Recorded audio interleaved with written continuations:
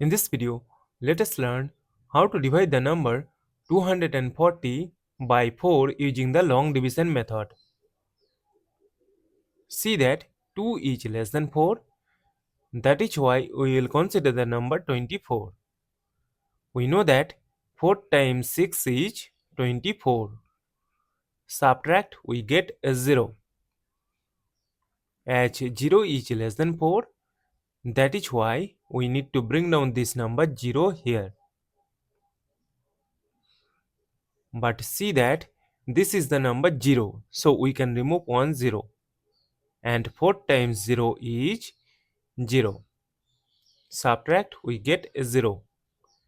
As we have no number to bring down here and get the number 0, so we will stop. Therefore, 240 divided by 4 is equal to 60. And this is our final answer. Thank you for watching. Please like, share and comment on the video. Also do subscribe the channel.